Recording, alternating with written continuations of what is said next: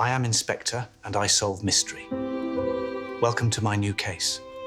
Rain has a way of making Oxford honest. It strips away the pretense and leaves only the essential. Slickened cobbles, ancient spires breathing mist, and the particular scent of wool and old paper that seeps from library vents into the dampening air. I sat in my customary corner of the Eagle and Child that October evening, nursing a pint I didn't particularly need, listening to the bells conversing across the wet rooftops. Magdalen, answered Merton with bronze courtesy. Christchurch waited its measured turn, and somewhere between their ancient exchanges, the draught beneath the door sketched cold fingers around my ankles. The crossword lay before me, half conquered, with one clue proving as stubborn as a theological argument. Ascended but never arrived. 7. 7 letters that sat like a splinter in the center of the grid. I had flirted with climbed, which satisfied the first condition while ignoring the second entirely. Mounted paraded its syllables and led nowhere useful.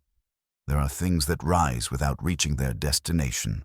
Hopes, prayers, the price of decent burgundy, the careers of mediocre academics. I tapped my pencil against the table and told myself to abandon it, which is perhaps the lie I've told myself most consistently throughout my life. Lewis found me, as he often did, materializing from the rain-soaked street with that particular expression I had learned to recognize over our years together, concern tempered by professional duty, like a physician preparing to deliver unwelcome news. He stood in the doorway, water shaking itself from his sensible overcoat, and said in a voice pitched low enough for discretion that he wouldn't have disturbed my evening contemplation if the matter were merely peculiar. I gestured to the empty chair across from me. St. Bartholomew's College, he began, the small institution squeezed between two narrow lanes and its own perpetual anxieties about relevance, had acquired a problem. Felix Aubrey, the celebrated audiobook narrator whose mellifluous interpretations of medieval texts had made him something of a celebrity among academics, had simply vanished. He was scheduled to record the Ascension Canticles in the college's ancient tower studio the previous evening, Lewis explained, carrying his own equipment up those worn stone steps at 10:30. The porter had been quite specific about the timing, Lewis continued.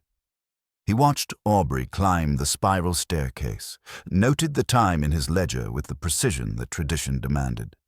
But when they checked the studio at dawn, it was empty. No sign of disturbance, no indication of departure. The man had ascended and, apparently, never arrived. I had encountered Aubrey's voice once while trapped behind a horse box on the Woodstock Road. Sentences unfurling like ribbon found in an old drawer. Beautiful and somehow melancholy in their precision. A voice can be everywhere at once and nowhere when you reach for it. People fall in love with voices, disappear into them, trust them with secrets they would never speak aloud. Something in Lewis's phrasing caught my attention like a discordant note in a familiar melody. The porter saw him go up, not through, not into, up, which is a direction rather than a destination. I mentioned this observation, and Lewis nodded with that particular Northumbrian restraint that meant he had noticed the same thing, and was content to let me claim the insight. The bells traded another confidence across the darkening city. I set down my pencil and looked again at the troublesome clue. Ascended but never arrived. 7 letters that suddenly seemed less like wordplay and more like prophecy. Climber presented itself with quiet insistence, fitting both the letter count and the growing sense that this case would involve more than simple disappearance. We finished the pint between us, because even atheists honor certain superstitions on wet nights when the bells speak of mysteries and men vanish between one step and the next. St. Bartholomew's College had always worn its modesty like an old coat, comfortable, unfashionable, but possessed of an integrity that the grander institutions sometimes lacked. The recent Pemberton bequest had breathed new life into its medieval stones, though I have learned to distrust sudden wealth in academic settings. Money, like grief, changes everything it touches, often in ways that reveal themselves only in retrospect. The morning drizzle had settled into that particular Oxford melancholy that makes even the pigeons philosophical. Lewis and I crossed the small quad, our footsteps muffled by centuries of scholarly contemplation embedded in the flagstones. The porter's lodge smelled of pipe tobacco and institutional patience, that blend of resignation and quiet authority that characterizes men who have spent decades observing human nature through ancient windows. Dr. Lydia Pembroke received us in the manuscript room, surrounded by glass cases containing documents that had survived more upheavals than most governments. She possessed the sort of precise beauty that comes from intelligence carefully maintained and emotions deliberately contained. Her authentication of the Ascension Canticles had been thorough, she assured us, though something in her voice carried the defensiveness of someone whose professional judgment had recently been questioned by colleagues at more prestigious institutions. The manuscript itself lay open in its climate-controlled sanctuary, medieval Latin flowing across vellum in the elegant script of a monk whose name had been forgotten while his words endured. Pembroke explained that the text had been discovered during renovations, sealed within a wall cavity for perhaps 6 centuries. The theme, mystical ascension, the soul's journey toward divine union, seemed uncomfortably prophetic given our circumstances. Canon Timothy Whitmore materialized as we examined the manuscript, his clerical collar somehow emphasizing the nervous energy that radiated from his slight frame. As bursar, he confided, he had been particularly grateful for Aubrey's enthusiasm about the project. The narrator's celebrity would attract attention, perhaps donors. Whitmore's hands moved constantly as he spoke, adjusting his collar, smoothing his hair, the gestures of a man who had learned to find comfort in ritual, while anxiety gnawed at his composure. Imogen Fairfax, the college librarian, joined our conversation with the silent efficiency of someone who understood that knowledge was power only when properly catalogued. She was perhaps 35, with a sort of devotion to her work that bordered on the romantic. She had personally overseen Aubrey's access to the historical materials, she explained, and had found his questions unusually penetrating for someone merely preparing a recording. When she spoke of Dr. Pembroke, her voice carried a warmth that suggested admiration had deepened into something more complex. Marcus Thornfield appeared as we climbed the narrow stairs to the tower studio, a young man whose technical precision masked deeper uncertainties about his place in the world. His equipment cases lined the circular room like sleeping animals, and he demonstrated the recording setup with the pride of someone whose expertise was rarely appreciated. The mixing desk bore a pale crescent where something circular had recently rested and been removed with fastidious care. When I mentioned the wall clock ran 7 minutes fast, he said he had meant to fix it. People always mean to fix time. Each of them had interacted with Aubrey that final evening, Lewis observed quietly as we descended. Each possessed intelligence enough to understand implications, and each, I noted, had avoided meeting my eyes when discussing their last conversations with the missing narrator. Between the 7th and 8th steps, the worn stone showed a fresh scuff mark, as though something heavy had been dragged. A single thread of expensive wool clung to the rough banister, wool that matched none of the garments our suspects wore. The thread trembled in the draught that whispered down from the studio above, carrying with it the faint scent of secrets carefully preserved and fear inadequately concealed. Albert Grimsby possessed the sort of weathered dignity that comes from 3 decades of watching human nature perform its variations within academic confines. His lodge smelled of pipe tobacco and institutional patience, the air thick with the accumulated wisdom of someone who had learned that details matter more in retrospection than in their moment of occurrence. The ledger lay open before us, entries recorded in the careful copperplate of a man who understood that truth often resided in the margins of official records. Aubrey had arrived that evening in a state of barely controlled agitation, Grimsby recalled, his usually mellifluous voice pitched higher than custom warranted. The narrator typically exchanged pleasantries about the weather or the college's medieval stonework, small courtesies that marked him as someone who respected institutional protocols. But that night he had been distracted, checking his mobile phone with the nervous frequency of someone expecting unwelcome news. The telephone call had come just before his ascent to the tower. Aubrey had stepped away from the lodge window, though not far enough to prevent Grimsby from overhearing fragments of what sounded like a heated defense.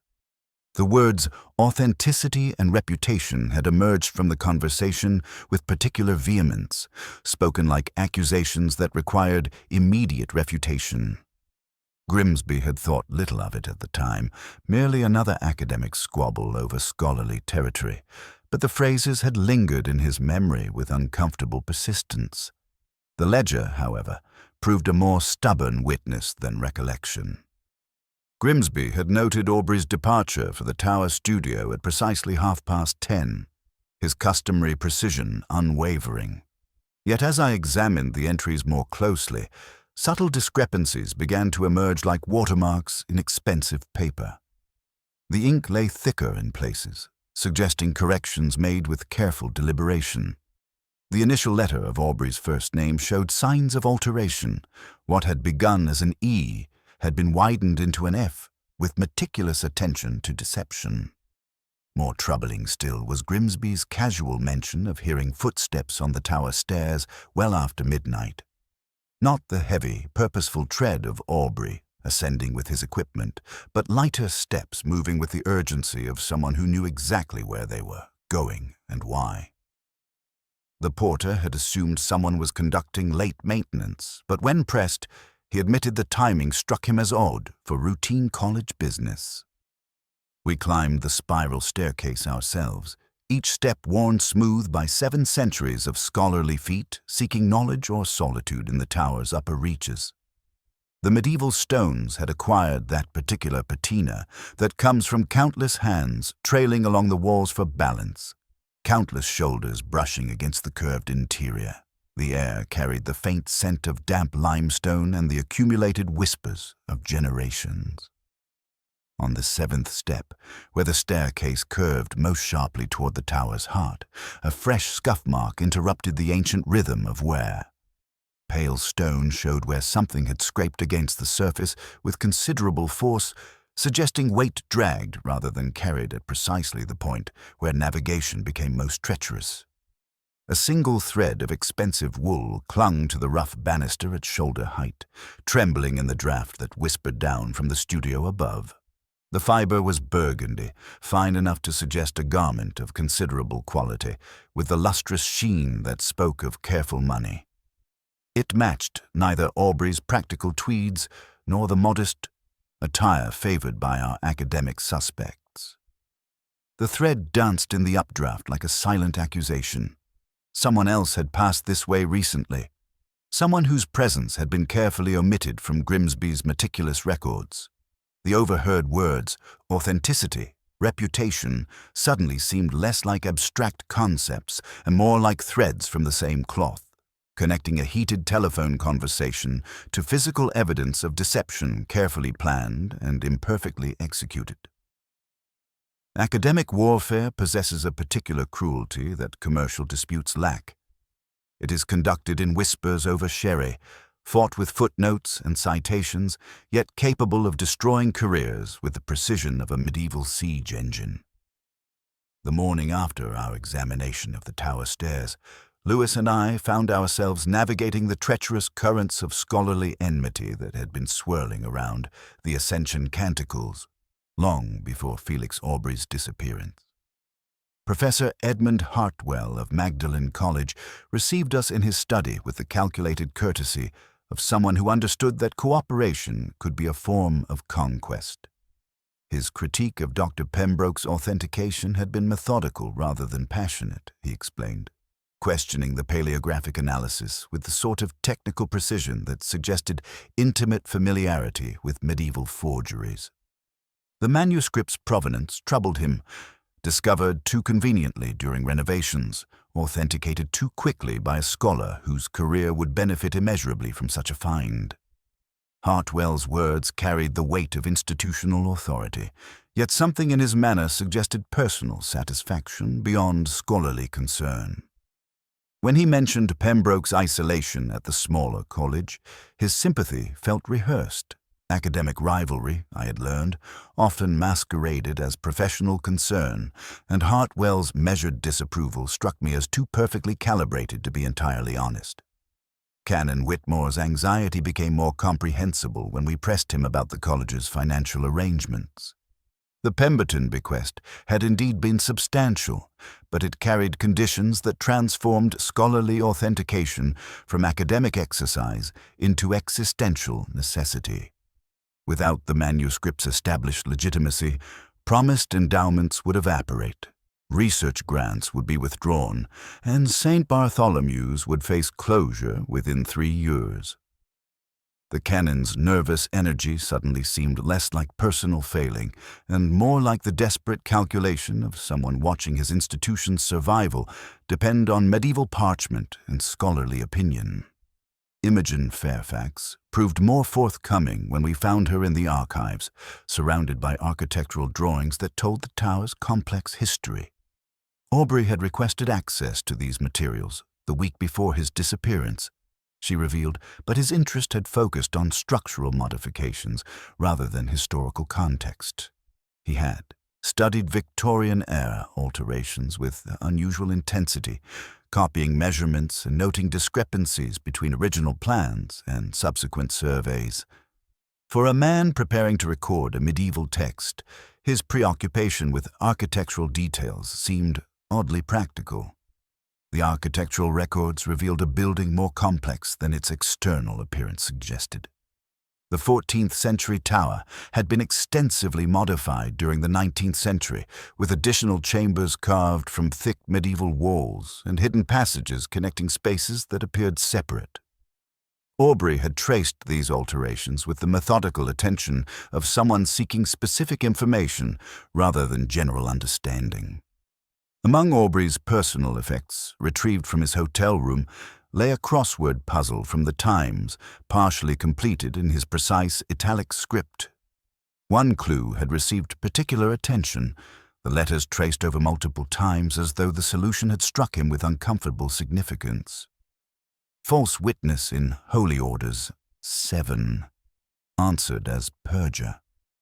The word sat there like an accusation, its 7 letters forming a bridge between scholarly deception and personal betrayal. The crossword had been dated 4 days before his disappearance, sufficient time for reflection to mature into confrontation. Someone in clerical garb had sworn to something untrue, and Aubrey had recognized the deception with the clarity that comes from professional experience with textual analysis. The implications rippled outward like stones dropped in still water. If the manuscript was forged, who had created it, who had authenticated it, and who stood to benefit from the deception? Evening light slanted through the archive windows as we concluded our inquiries, illuminating dust motes that danced like secrets made visible. The academic community's carefully maintained facades were beginning to crack, revealing the human desperation beneath scholarly pretension. Somewhere in this web of rivalry, financial pressure, and intellectual pride, a man had climbed tower stairs and vanished, leaving behind only questions that multiplied like reflections in opposing mirrors. The bells began their evening conversation across Oxford's spires, their bronze voices carrying the weight of centuries while modern deceptions played out in medieval shadows. The manuscript room possessed that particular stillness, found only in places where ancient secrets rest under modern surveillance. Climate controls whispered their mechanical prayers, while the Ascension canticles lay open in its glass sanctuary, beautiful and somehow too perfect, like a photograph retouched with excessive care. The vellum gave off its shy sweetness in the controlled air, that scent of animals sanctified by centuries of text. Yet something in its uniformity troubled me. Medieval manuscripts carry their own vocabulary of authenticity, and this specimen spoke with an accent I could not quite place. The ink showed remarkable consistency throughout, lacking the natural variations that occur when scribes mixed their own pigments or when quills required frequent sharpening. Under the specialized lamps, I noticed the ruling lines possessed a faint metallic sheen, graphite's whisper of mirror when coaxed by light. Medieval hands ruled with plummet, which leaves dull, resigned traces. This manuscript had been prepared with modern materials, wearing ancient disguises. Dr. Pembroke watched my examination with the rigid posture of someone whose professional life hung in the balance of my observations. When I mentioned the parchment's mechanical precision, she spoke of 14th century scriptorium standards with rehearsed authority. Yet her fingertips, I noticed for the first time, bore the telltale stains of someone who had worked recently with medieval inks and pigments. The discovery story began to fray where such narratives usually do, at the intersection of convenience and credibility. The wall cavity's description in the renovation reports seemed too perfectly preserved for 6 centuries of Oxford dampness. When I examined the contractor's invoices with Lewis, we found records of a damp-proof membrane installed in that precise location last spring. Medieval repositories do not accommodate polyethylene sheeting. Marcus Thornfield arrived without summoning, which is itself a form of confession. His technical precision now carried the weight of guilty knowledge as he revealed Aubrey's growing unease during their preliminary recording sessions. The narrator's trained ear had detected something artificial in the Latin prose, too regular, too consciously archaic, like an actor overplaying a period role. Aubrey had spoken of setting the record straight, of exposing truth during the final recording session, with all microphones live from the moment he entered the studio. The implications rippled outward like stones dropped in still water. Dr. Pembroke's reputation would not survive association with scholarly fraud, regardless of her personal involvement in its creation. The academic world showed little mercy toward those connected with forgery, and her authentication had been too enthusiastic, too definitive for comfortable retreat. Canon Whitmore's financial anxieties suddenly seemed less like personal failing and more like institutional desperation. The Pemberton bequest's conditions would void the endowment if authenticity could not be maintained. Among Aubrey's notes, scattered between breath marks and consonant adjustments for optimal recording, I found the second crossword clue that had received obsessive attention. Climber's End, no arrival, 8, with impostor inscribed in letters pressed deeper than the surrounding text. 8 letters connecting physical ascension with intellectual deception, the wordplay now seeming less like puzzle and more like prophecy. The manuscript lay before us as evening approached, its careful beauty illuminated by lights, designed to preserve what might prove to be an elaborate deception. In the bindings corner, where medieval thread should have secured the quires, I glimpsed the telltale whiteness of cotton masquerading as linen. Even forgeries, I reflected, reveal themselves to those who know where shadows fall differently on authentic materials. The bells of Oxford began their evening conversation as we left the manuscript room, their bronze voices carrying across the city like confessions, whispered in a language older than deception. Somewhere above us, the tower kept its counsel about a man who had climbed stairs to confront fraud and found himself ascending towards something far more dangerous than scholarly embarrassment. Felix Aubrey had discovered not merely a forged manuscript, but a conspiracy that threatened to destroy careers and institutions. His disappearance now seemed less like misfortune and more like the inevitable consequence of threatening to expose truths that others would kill to keep buried in medieval shadows. Truth, like a poorly tuned instrument, produces discordant notes when played by inexperienced hands. Marcus Thornfield possessed technical precision in abundance, yet seemed woefully unprepared for the complexities of human deception. Lewis had discovered the young man's mobile phone pinging a cell tower near the college, well past his stated departure time, evidence that digital devices, unlike their owners, rarely learn to dissemble. The revelation settled over the manuscript room like dust disturbed by careless footsteps. Thornfield sat among the institutional furniture that had witnessed decades of academic confessions, his usual composure finally abandoning him. The affair with Dr. Pembroke emerged in reluctant fragments. Late nights spent ostensibly working on the canticle's authentication, intellectual intimacy deepening into something more dangerous than professional collaboration. When Aubrey threatened to expose the manuscript's fraudulent nature, Thornfield explained with weary honesty, the narrator was threatening not merely scholarly reputation, but the woman whose intelligence had become his sanctuary.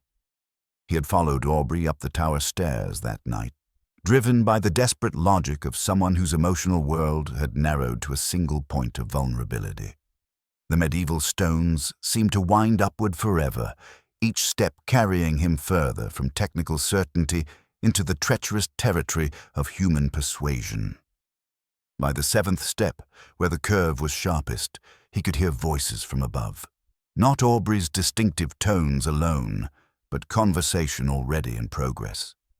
Someone else had preceded him, someone whose presence contradicted every careful record we had examined. Thornfield claimed he had hesitated, recognizing that whatever confrontation was occurring above him had moved beyond his capacity to influence. The voices carried the particular intensity that accompanies the collapse of long-maintained deceptions, though he could distinguish no individual words through the ancient stone.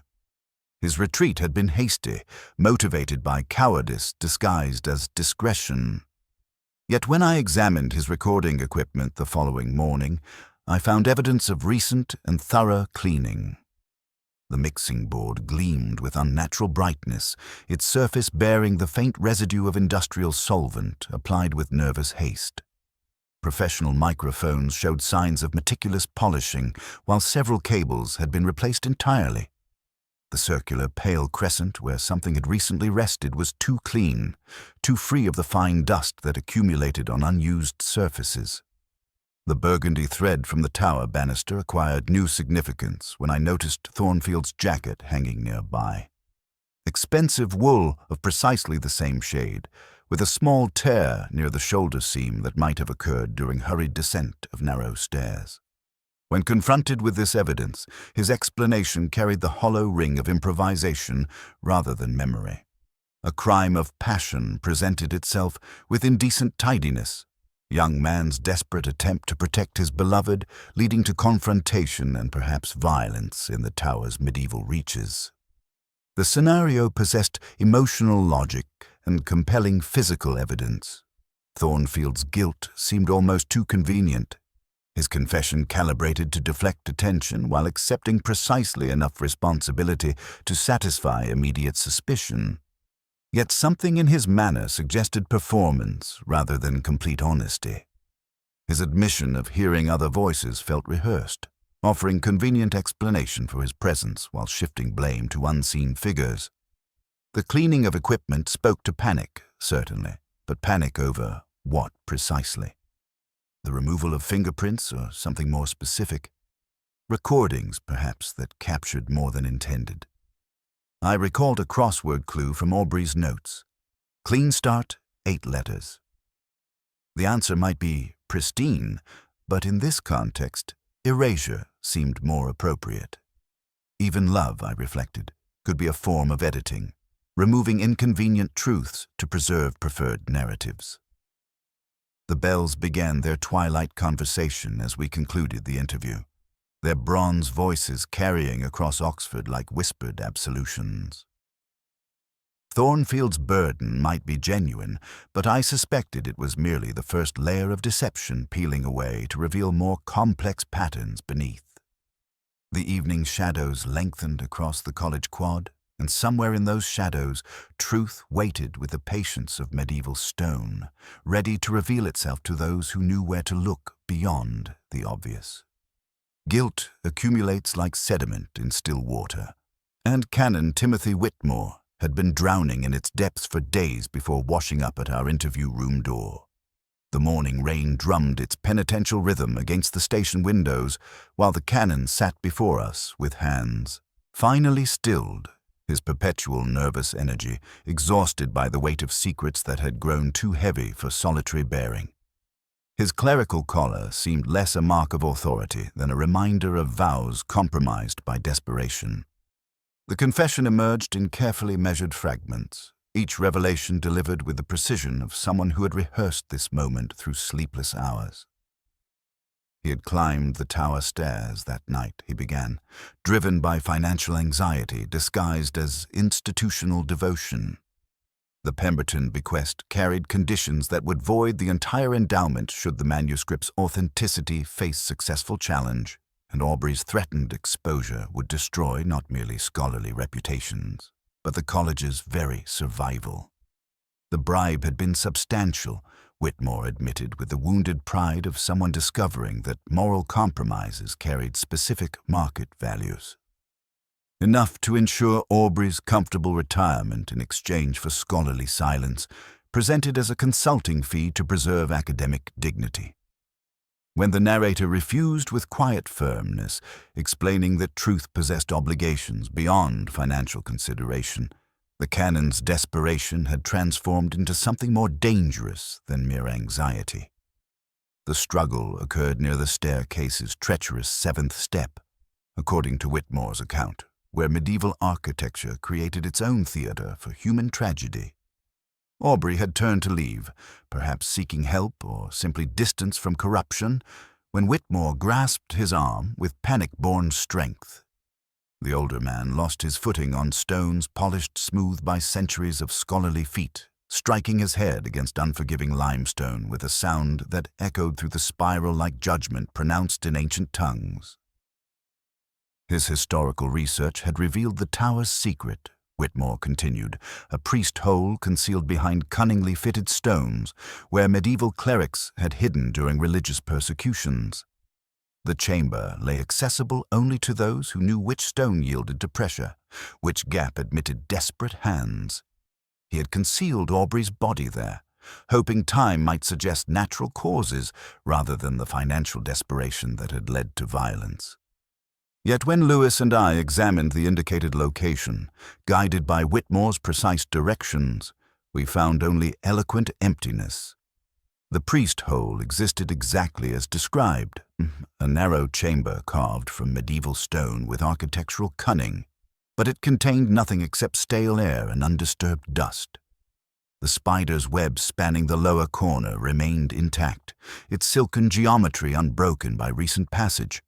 Forensic examination revealed no blood evidence, no organic traces, no disturbance of the fine gray sediment that spoke of decades rather than hours of abandonment. The contradictions multiplied like reflections in opposing mirrors. Whitmore's timeline placed the struggle well after midnight. Yet, the porter's records suggested earlier activity. The blood evidence he described was absent from the seventh step, though luminol testing revealed traces of organic material scrubbed away with professional thoroughness rather than panicked improvisation. The burgundy thread I had discovered on the banister matched no fabric in Whitmore's possession, yet his eyes had flickered with recognition before settling into practiced confusion. A crossword clue from Aubrey's notes acquired fresh significance. False witness in holy orders, 7, answered as perjure. The canon was indeed committing perjury, but his lies served concealment rather than revelation. His confession possessed the particular completeness that characterizes false testimony. Too many details explained, too few ambiguities acknowledged. He was offering us a solution both tragic and tidy, born of academic desperation and financial ruin, designed to satisfy our investigation while protecting someone whose guilt carried more dangerous implications than his own moral compromise. The rain continued its percussion against the windows as we concluded the interview, each drop carrying certainty while human testimony dissolved into contradiction. The bells began their evening conversation across Oxford's spires, their bronze voices speaking of secrets that require different sanctuaries than medieval stone. Somewhere in the spaces between performance and truth, Felix Aubrey remained missing, and the real circumstances of his disappearance lay hidden behind confessions that revealed everything except what had actually occurred in the tower's ancient darkness. Libraries possessed their own archaeology of secrets, and Imogen Fairfax had spent years excavating the buried passages of St. Bartholomew's architectural memory. The college archives surrounded her that evening like protective ramparts built from centuries of accumulated knowledge, each document positioned with the precision of someone who understood that information could serve as both sanctuary and weapon. The familiar scent of old paper and binding glue carried undertones of something more complex, the particular fragrance of devotion that had ripened into obsession. Her research into the tower's evolution had consumed 5 years of methodical investigation. She revealed with quiet pride that bordered on proprietorship. The Victorian modifications had been extensive but poorly documented, creating discrepancies between official records and physical reality that only systematic exploration could resolve. She spoke of hidden chambers carved from medieval walls with the intimacy of someone who had traced every secret with her own fingers, mapping territories that existed only in architectural memory and ancient stone. When she mentioned Dr. Pembroke, her voice acquired that particular warmth which accompanies emotional investment disguised as professional admiration. She had witnessed Lydia's intellectual courage in authenticating the Canticles, she explained, and understood the personal cost of defending controversial positions against institutional skepticism. The devotion in her tone transcended mere scholarly respect, carrying undertones that suggested a loyalty willing to sacrifice truth for protection of its object. Her presence in the college library until nearly midnight on the evening of Aubrey's disappearance had been motivated by comparative manuscript analysis, she claimed, though, when pressed for specifics, her answers carried the rehearsed quality of someone who had prepared explanations without anticipating detailed scrutiny. The library's position commanded clear sight lines to the tower entrance, yet she insisted she had observed nothing beyond routine porter checks, a claim that sat uneasily with the evidence of later footsteps we had already established. Among her personal effects, displayed with careful casualness, lay a medieval key of obvious authenticity. Wrought iron shaped by hands that understood locks as mechanical prayers, its weight suggested substantial purpose while wear patterns indicated recent use rather than historical preservation. When questioned about its function, Fairfax explained it had been discovered among uncatalogued materials, though she could not specify its original application with the precision that characterized her other archival knowledge. The architectural drawings spread across her desk revealed the tower's true complexity with archaeological precision.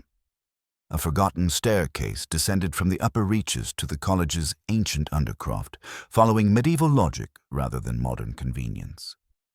This passage would allow movement between levels without using the main spiral stairs where the porter maintained his vigilant observations, a route that transformed the tower from sealed chamber into permeable boundary. Her burgundy scarf, draped over the nearby chair, matched exactly the thread I had discovered on the 7th step's banister. The fiber's placement at shoulder height corresponded to her stature, while its location suggested someone ascending rather than descending those worn medieval stones. When I mentioned this observation, her eyes flickered with recognition before settling into practiced neutrality. A crossword clue from Aubrey's notes suddenly acquired fresh significance as I watched her careful movements among the documents. Guardian of Books, conceals more, 9, answered as librarian. The wordplay suggested someone whose professional duty involved preservation might also practice concealment, protecting information through deliberate omission rather than outright deception. The evening light slanted through the archive windows as our conversation concluded, illuminating dust motes that danced like secrets made visible in still air. Imogen Fairfax possessed not merely knowledge of the college's hidden geography, but intimate familiarity with its secret passages. Her devotion to Dr. Pembroke provided compelling motive. Her architectural expertise offered practical means, and her midnight presence established opportunity for involvement in circumstances that grew more complex with each revelation. The bells began their twilight conversation across Oxford's spires as we departed, their bronze voices carrying the weight of secrets that required different sanctuaries than medieval stone could provide. Medieval builders possessed secrets that died with their hands, leaving only stone riddles for those patient enough to read architecture as literature. The seventh step had ceased to be mere curiosity and become insistent testimony, its fresh scuff marks speaking of recent discovery rather than ancient wear. Imogen Fairfax's architectural drawings lay folded in my pocket, their precise pencil lines revealing passages that the college had forgotten, while the stone remembered with stubborn fidelity. Lewis stood beside me in the tower's spiral embrace, carrying that particular expression of patient skepticism he reserved for moments when my intuitions led us toward medieval carpentry and human deception. The draft I had noticed earlier breathed through invisible gaps, colder than the surrounding air, exhaling secrets that had waited centuries for someone to understand their architectural grammar.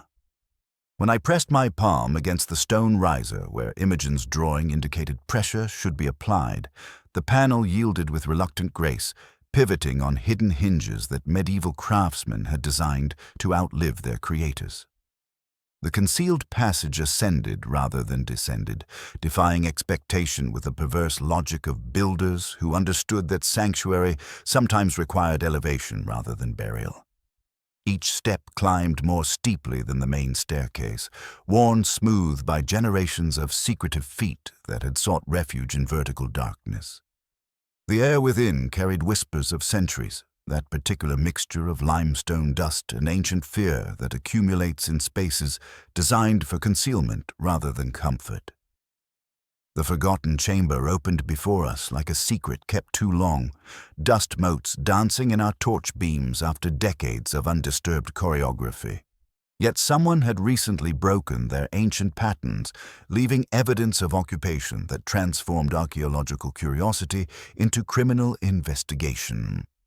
Aubrey's recording equipment sat arranged with professional precision across makeshift surfaces. Microphones positioned for optimal acoustics, mixing board connected to portable batteries, cables snaking across medieval stone with the purposeful geometry of someone who understood both technical requirements and architectural constraints.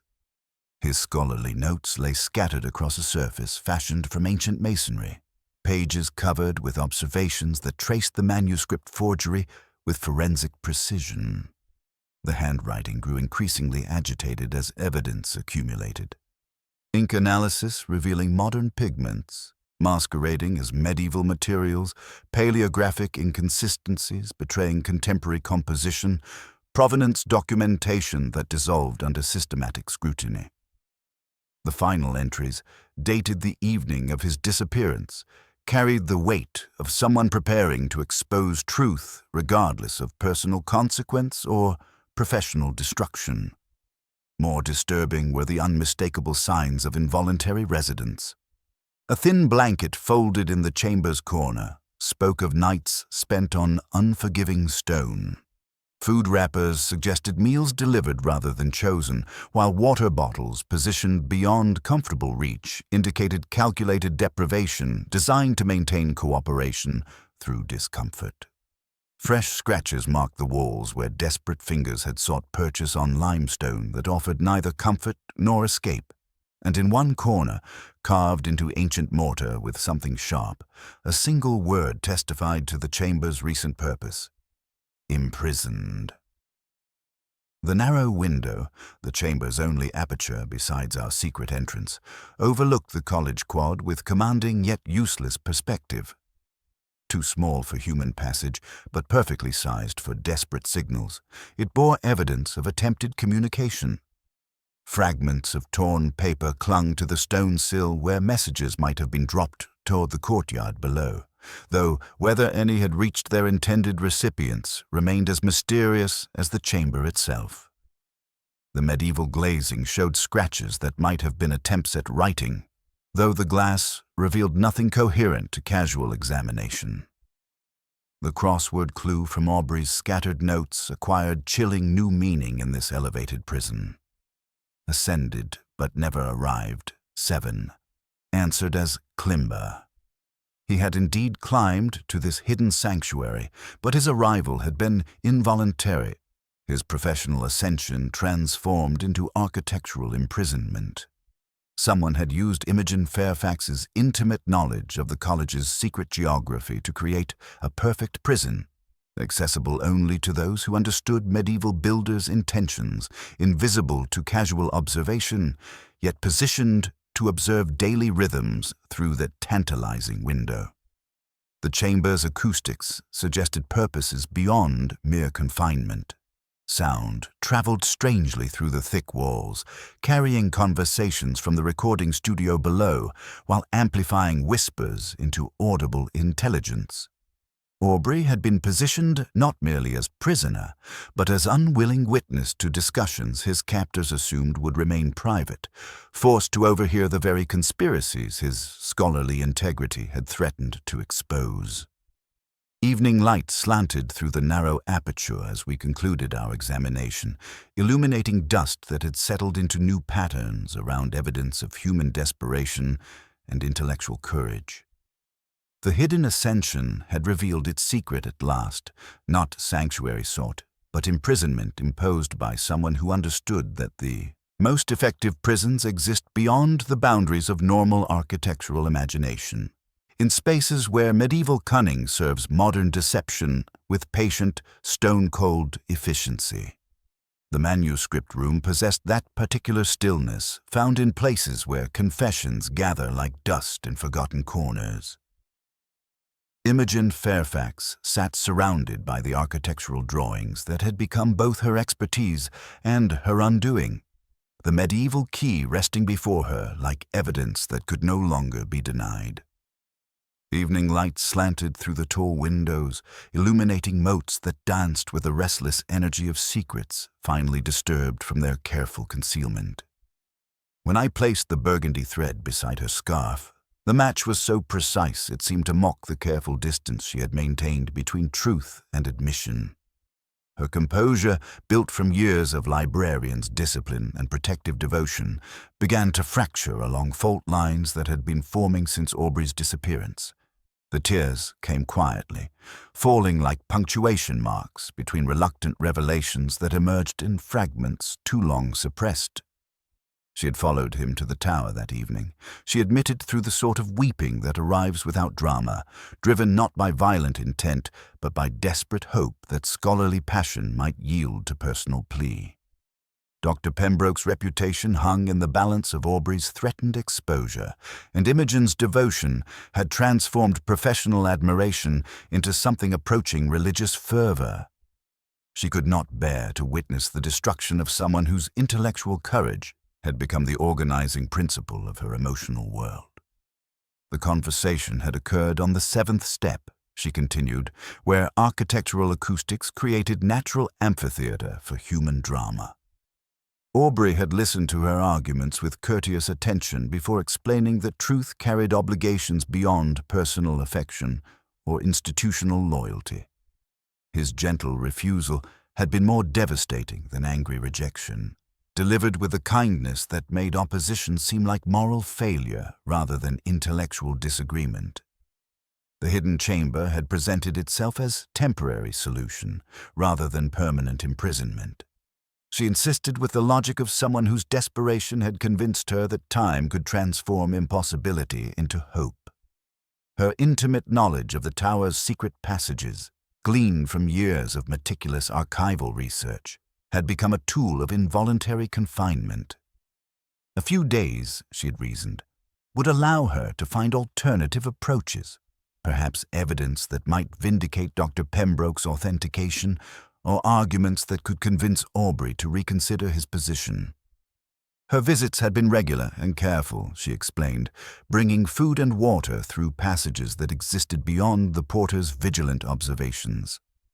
She had monitored his condition with the anxious attention of someone whose protective impulses had led her into territories she never intended to explore.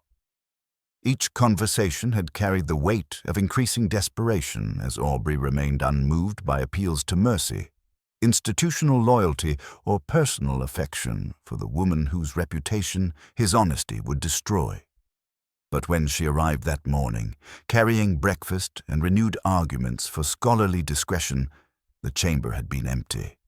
The recording equipment remained precisely positioned, his notes still scattered across makeshift surfaces, yet Aubrey himself had vanished as completely as he had disappeared from the recording studio several nights earlier. The narrow window showed no signs of impossible escape.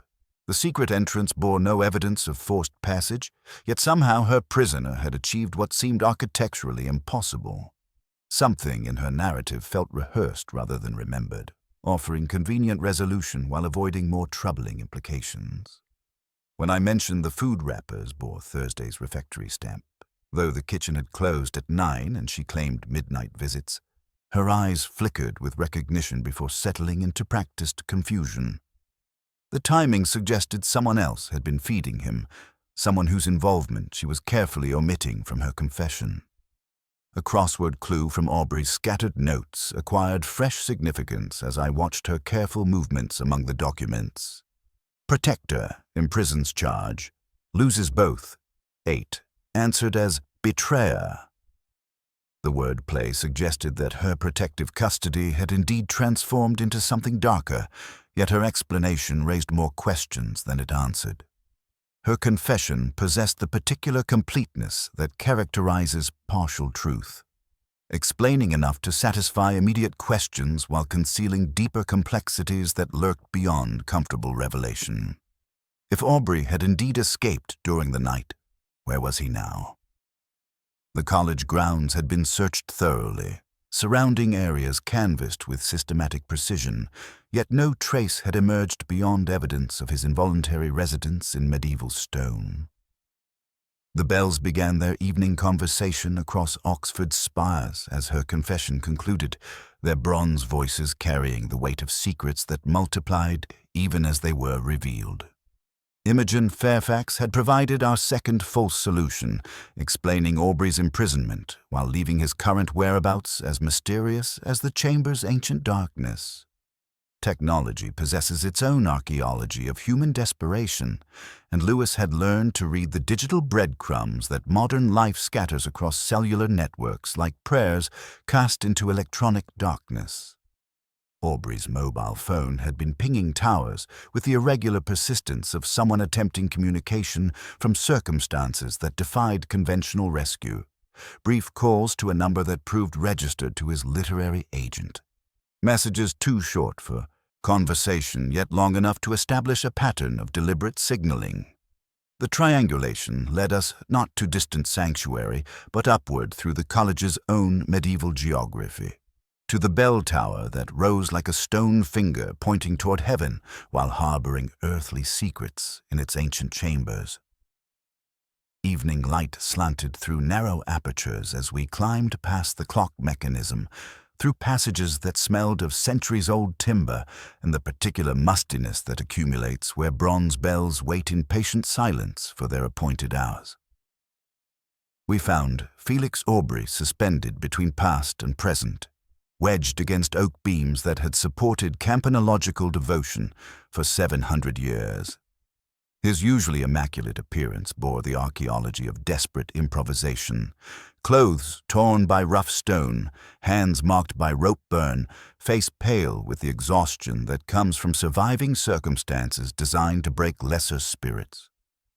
Yet his eyes held that particular clarity that emerges when intellectual courage has been tested by physical ordeal and found sufficient. The bell ropes had become his salvation, he explained with voice hoarse from days of careful rationing. The narrow window of his hidden prison, too small for human passage, had offered just enough purchase for desperate fingers to grasp the thick hemp that descended from the belfry above. His descent had been achieved through medieval architecture serving modern necessity, lowering himself hand over hand through darkness, timing his movements to coincide with the quarter-hour chimes that masked the sound of his escape. In his possession, clutched with the fierce protectiveness of someone guarding not merely evidence but vindication itself, lay a compact digital recorder whose indicator light glowed with steady green testimony. The device contained what amounted to a complete confession, he revealed, recorded not through interrogation, but through the inadvertent honesty that imprisonment extracts from conspirators who believe themselves unobserved. Imogen Fairfax's tearful visits had been captured with clinical precision, her desperate pleas and protective devotion preserved alongside detailed admissions of Dr. Pembroke's scholarly fraud. The hidden chamber's acoustics had transformed his prison into inadvertent observatory, medieval stone amplifying conversations from the recording studio below into audible intelligence that revealed the manuscript forgery's true scope and institutional complicity. More damning still were Dr. Pembroke's own recorded words, discussing the creation of false medieval texts with scholarly detachment applied to criminal purpose. The Pemberton bequest had required authentication of significant historical discovery, and when genuine artifacts proved elusive, she had commissioned forgery with the desperate logic of someone whose professional survival depended on successful deception. Canon Whitmore's anxious calculations of financial necessity provided additional testimony to institutional corruption disguised as academic preservation.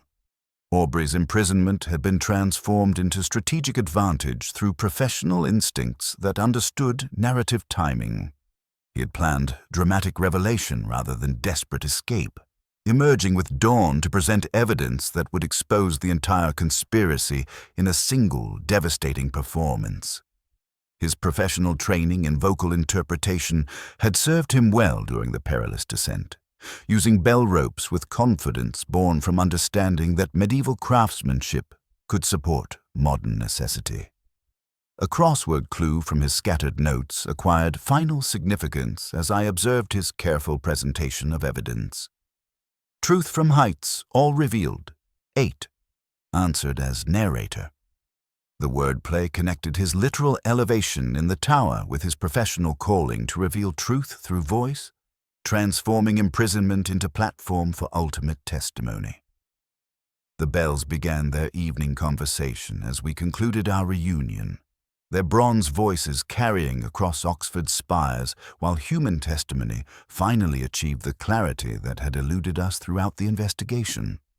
Aubrey's ascension to the hidden chamber had indeed become descent into the college's darkest secrets.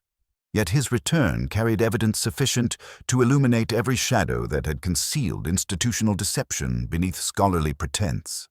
The recorder in his possession held voices of conspiracy preserved with digital fidelity, ready to transform whispered guilt into public accountability through the same technology that had enabled his rescue. Justice arrives like Oxford rain, unevenly distributed, pooling in unexpected places while leaving others untouched by its cleansing weight.